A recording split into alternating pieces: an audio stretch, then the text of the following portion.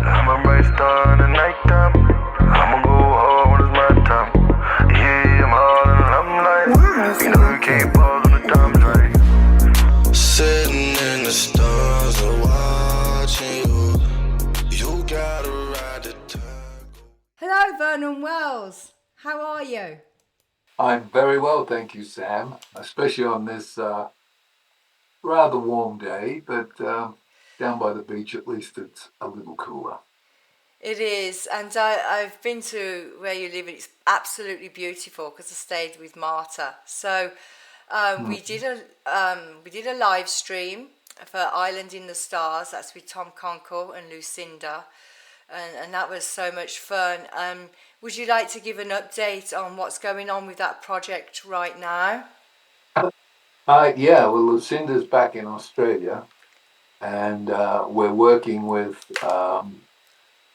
a couple of people over there, Alan and two other people that I met when I was over I got taken over to Australia about 2.5 months ago, to do a little tour from Sydney to Melbourne to Perth. And while I was there, I met some people, the people that took me over, and some other people who had contacts to money. So I sort of chatted them up, and they all sounded interesting. So she's doing that at the moment. She's checking out with all of these people to see if anybody's serious or whether they're all just talking.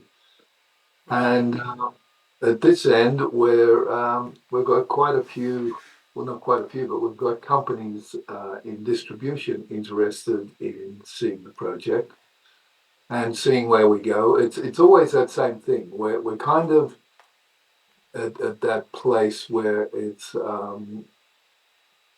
get off the pot, or Yeah. it's that place. We've been here for like 3 months with people saying yes, yes, yes, but nobody's actually said, here it is. It's like they keep wanting more, saying more. Yeah. So it's a frustrating process, but because of what it is, I think if we sort of dropped the whole thing and said, all right, we'll go and give it to Lionsgate or someone, it'd be financed in a heartbeat and have all the wrong people in it, and they'd rewrite the script, and it would come out being a tacky Star Wars movie, Right. which is not what it is. No. So I think we're sticking to our guns. We want it to be done as a small independent. Well, it's not going to be small, but an independent film. Shot in Australia with Australian actors. There'll be a couple of foreign actors. Michelle Yeoh is one of them, who is one of my most favourite female actresses, and she's really keen on doing. She loves working in sci-fi, and apparently she was heard to say that it will be really fun for her because she will be the first woman to kick my ass on film. And it will all be on video. That'll be fantastic. I can't wait to see that. She's very keen on doing it, and we're very keen on having her. So we're just working all the numbers and the things. It's a never-ending process, but we're getting there. I know. Is the main thing. We keep going forward, not backwards. So I well- would hope that we get to Australia probably end of February to start pre. Yeah. Can you explain, because a lot of people say, well, why is it just Australian actors? Now, I know the reason why, because Lucinda told me, because if you explain to the audience why you use an all Australian cast and the benefits from that. As much Australian as we can will be able. But the reasoning is we wanted to shoot in Australia because of the fact that there's so many amazing places to go shoot that haven't been shot out. Like in America, you shoot somewhere and people go, oh yeah, I was driving past there the other week with the wife and kids, and we dropped off at so-and-so and had coffee. They've all been used that much, everybody knows them. When you go to somewhere different like Australia, get into the outback, up into Northern Territory and places where there's most amazing places to shoot, that's what we wanted.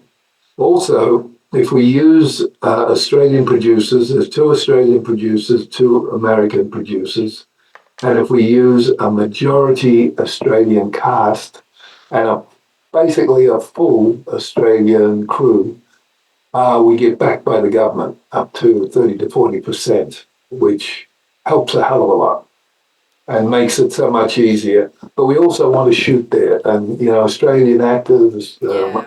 best Australian crews are amazing to work with.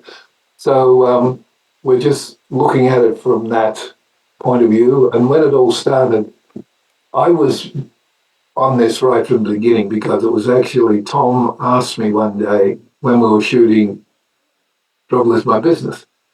He said, "Give me a list of 3 films you'd like to do before you, before I what?" I said, "You're getting older." Oh. Trust So, Tom to do that. yes, and I said, "What, before I die, Tom?" He went, "No, before you retire." And I went, "Yeah, right." Aw. Um, so I gave him a list of 3. One was Treasure Island. I'd love to play the pirate. And 20,000 Leagues Under the Sea. I'd love to play the captain of the Nautilus Right. and do a serious version of a vampire movie where the vampire's the right age he was supposed to be when the book was written, not 25, up in his 60s. Right. And the man who had lived a life and was now burdened to relive it and couldn't get away from it.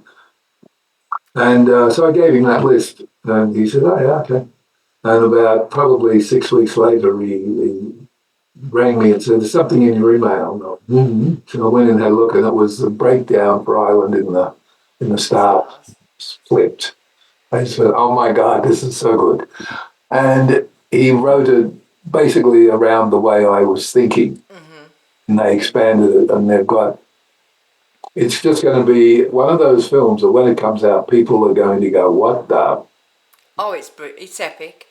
Yeah, The it's trailer is absolutely all the AI. I don't know how much AI you used in the trailer, but the way it was made, I know Tom's really good at doing stuff like that, and the way you all did it, you, Lucinda, and Tom, absolutely fantastic. You can see the trailer, and there's some great perks in there, isn't there, Tom? Sorry, I hang out with Tom and Vernon quite a lot. So there's some great perks in there. People, you can have dinner with Vernon and his lovely wife Grace, right, Vernon? Yep, yep. That's the little one. Yes. The little Buddha. She'll probably, if I go to Australia for 12 months, she'll probably, if we can figure out how to take our dog with us, I uh, know, you come pooch. over. Otherwise, she'll go back and forth. She doesn't want to leave him for too long. He's getting old. He's 14 years old. He's like me. It's like, one foot in the grave, the other struggling to get out. Oh, bless, don't So, say that. You're going to be here for ages, as we say in yeah, England. right. Not like he's doing some of the crap I do on film very much. But no, it's just, it's funny because about 2 years ago, Grace said to me one day, she said, "Aren't you supposed to be retired?" And I went, "I am." And she went, "Uh-huh. So when did retirement become 4 films in a row?" And I went, "Oh, different kind of retirement." It's, to me, getting out on the set and working is being retired because I have so much fun. You Yeah, know, nothing in what I do is work to me. I don't go out there and go, "Oh God, I've got to go to the set today. Oh shit, do I have to?" I am always there early. I want to be there. I want to be right there when everything starts because I'm so into what I'm doing. right. And I think when I lose that, it's probably time to think about maybe not doing it.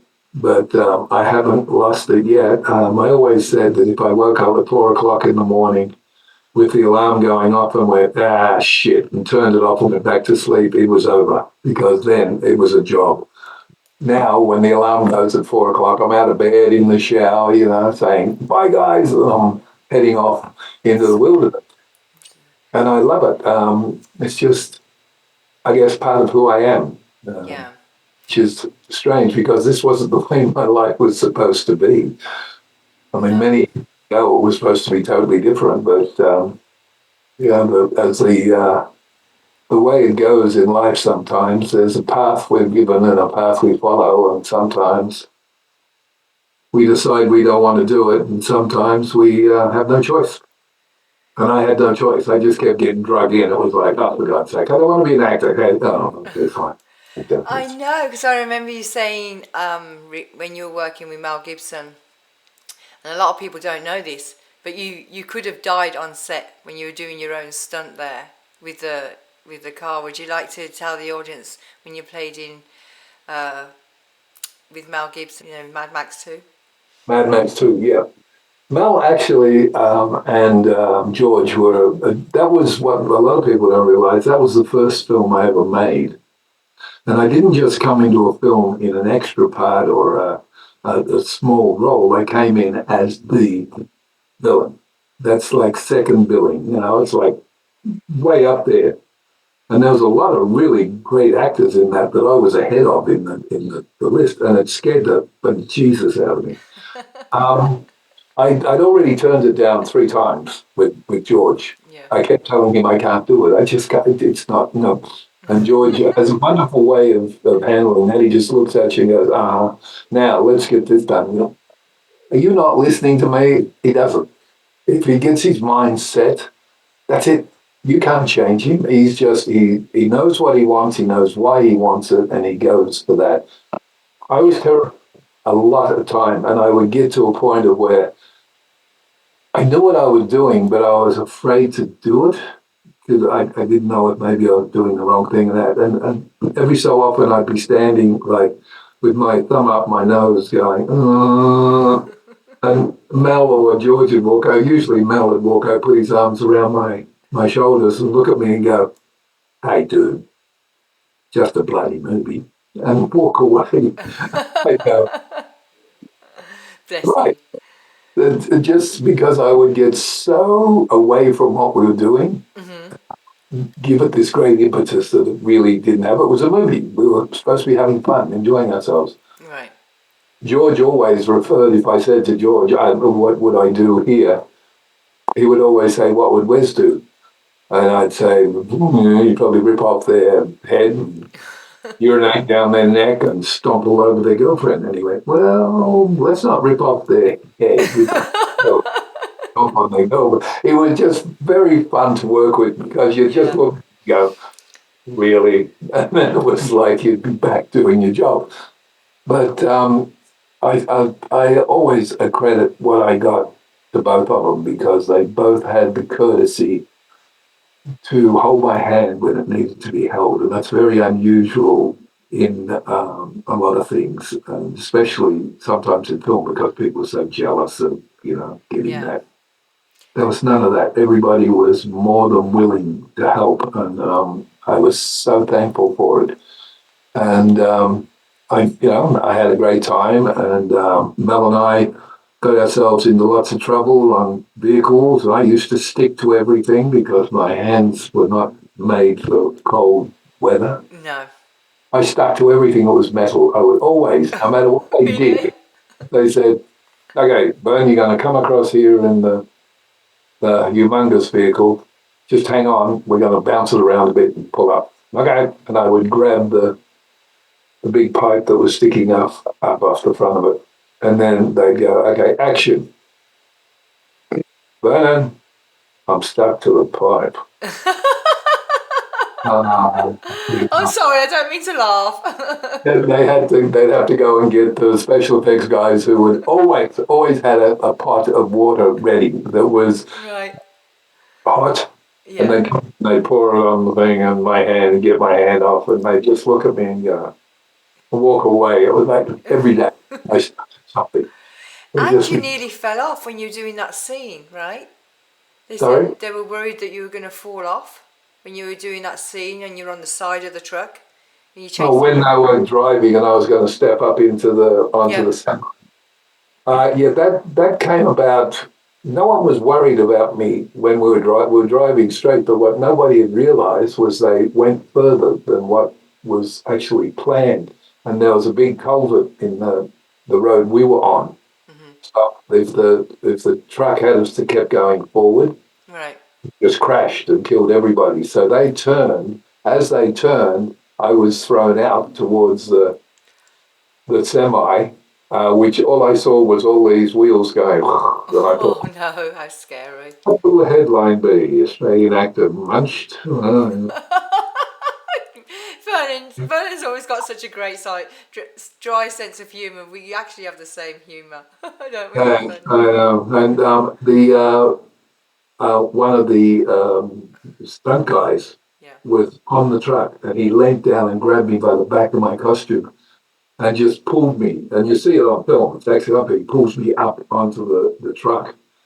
And if he hadn't, You wouldn't be here talking about it. I wouldn't be here talking about it. No, I'd be gone.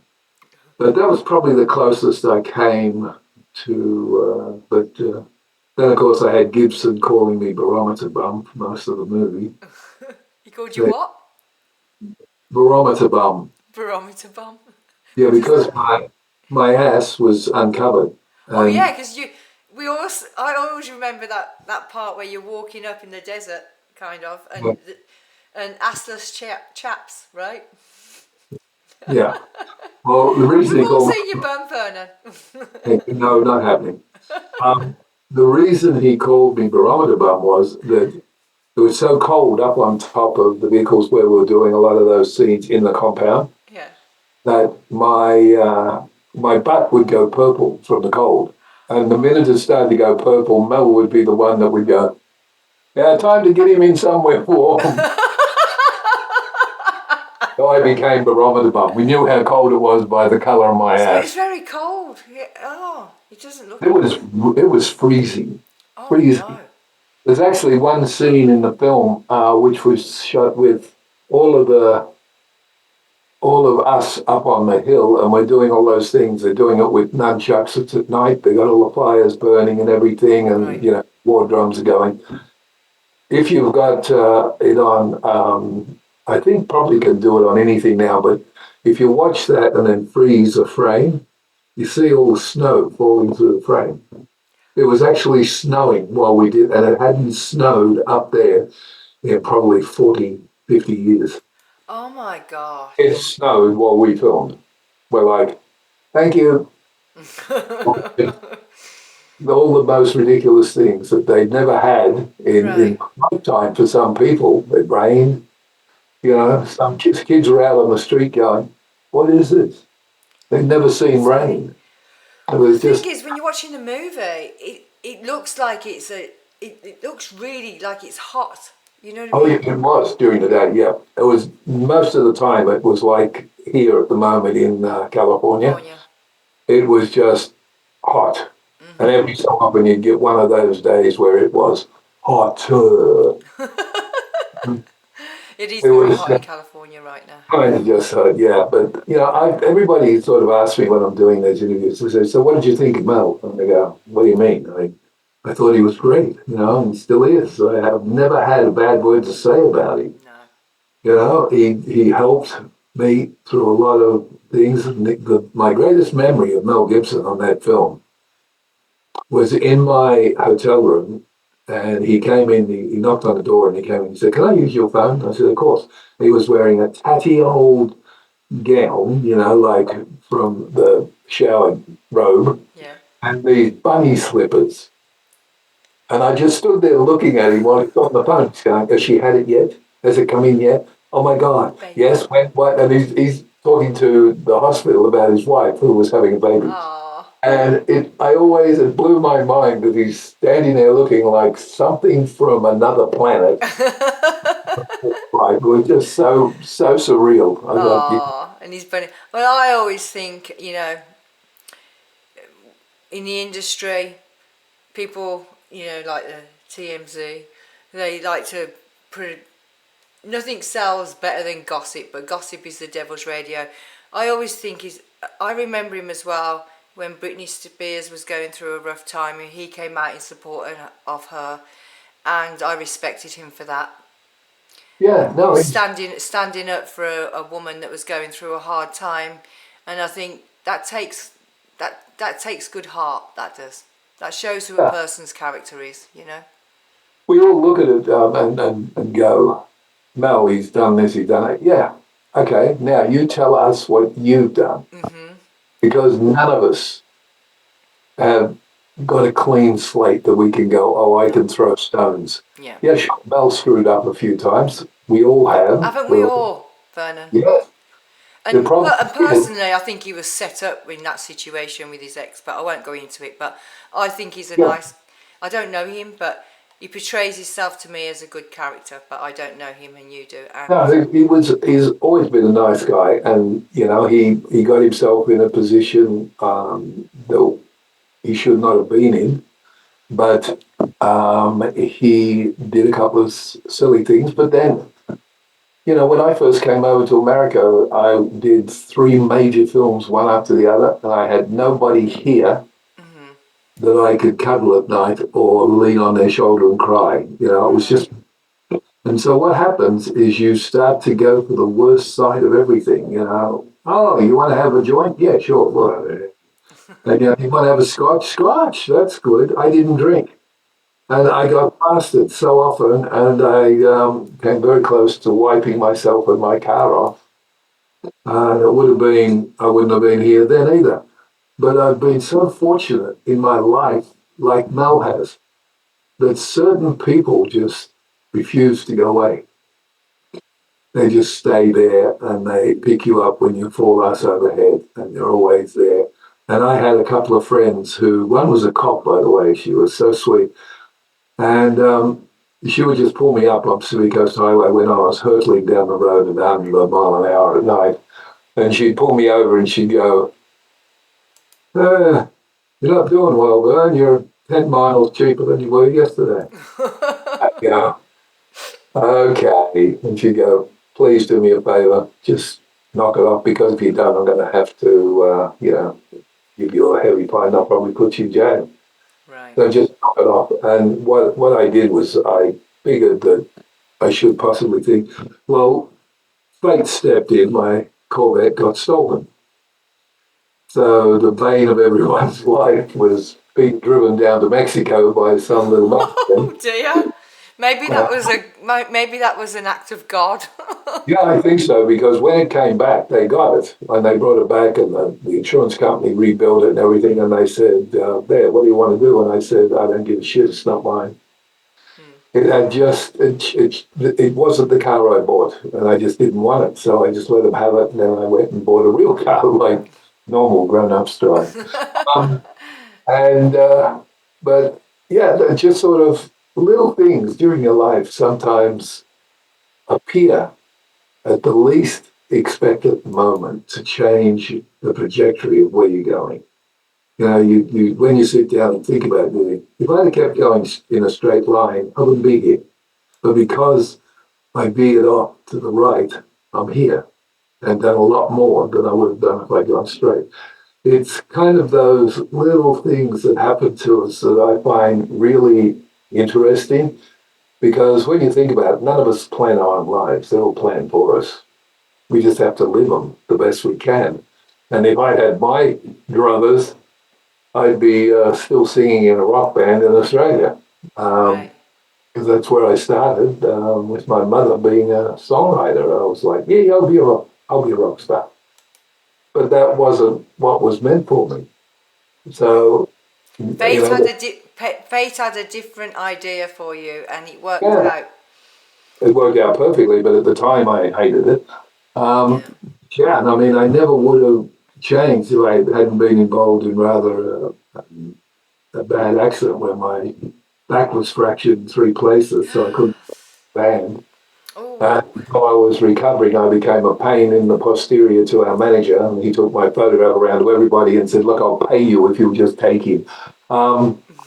This one lady who became my Zen, which is really weird how everything works, she said, can you ride horses? And he said, he's got them. And she went, bring him in. I became the front for a brand of cigarettes called Braddock in Australia, which was a new brand of cigarettes. And I made 5 commercials throughout Australia and overseas for that particular set. And I rode my horse in one of them. And then they took my horse off me because they wanted it for the Marlboro man. So you've been thinking, but how and there was dare he? He was a very interesting horse. He was a little like me. He could look at you and go, "Oh, I'm going to have so much fun with you." They're unpredictable, aren't they? He knew what people were and what they did, and he would figure it out so quick. Like, you could never turn him by pulling his reins. He was an extra day horse, so you had to use your heels. If you pulled the reins, you could pull his head round basically to his butt, and he would still go forward. He was put your left heel in, he turned left, put your right. Think anybody would listen when you told them? When you're riding him, just use your head. Hey, I know what I'm doing. I'm the Marlboro man. Okay. I'll go over and sit in the truck and laugh. Did he fall off? No, he crashed with the film crew. They had to ride towards the camera, and then he had to veer off. As they rode towards the camera, he started pulling its left rein, and the horse didn't move. It just kept going straight. And he just pulled harder, kept going straight, pulled harder. And then it hit the camera crew, grabbed the camera and got out of the way. And it just went through all the equipment that was there. Oh, no. I walked over and went, "What are you doing?" And it just sort of looked at me and went, "Oh." He should have listened to you. Right? Everybody thinks that You're very good with animals, Vernon. Well, I love animals. I grew up with. It's just, that's my thing. Now the wolves. I did a film, The Man in the Blue Shirt, which is what it's called, and it's a science fiction. Totally out there. I play the god of war. Right. In the long smock with armor and wearing a pair of boots that I wear here with my socks up in. It's kind of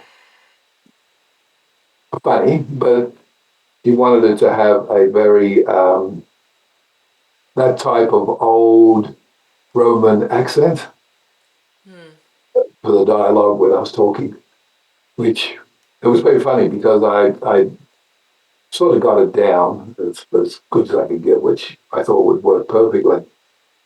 And I was doing it, and we were rehearsing. And then I went, "Hang on, let's do this again. I'm not going to do the accent if you don't mind. I'm just going to do it my way so I can watch what we're doing and not concentrate on that." And so I did it. And the director went, "Oh, no. What? What to do?" He said, "You don't need to do the accent. Your voice is perfect. My God. Just stop the crap. Just be you." So you're all...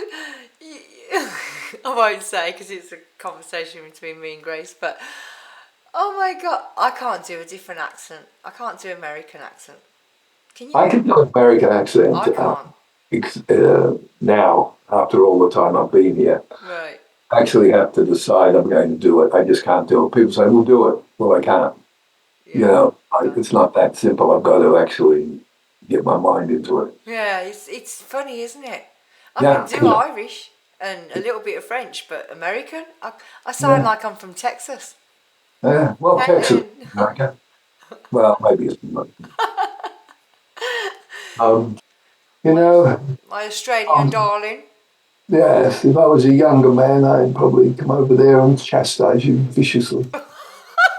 Hit me with your rhythm stick. I don't think I could anymore. No. I think it'd be the slowest music in history. Oh, you are a tyke. And for the audience, Vernon and I have got the same humour. Neither of us are offended by each other. We all have a laugh, and so if you're offended, that's okay. Shut the door. Americans don't know how to take us. I know they don't. Australians They and British really, are quite brutal, aren't we? a lady that goes to Grace's class on a Saturday, an Australian, and she's got very curly hair, and she's about like Grace's height, 5'2", 5'3". And then there's a lady lives here that's an Australian. She has curly, dark hair, and she's about an inch taller. And I kept thinking that the one that goes to the class is the one that lives here. So the one that goes to the class, I have a running thing with. Every time I go, for God's sake, you again?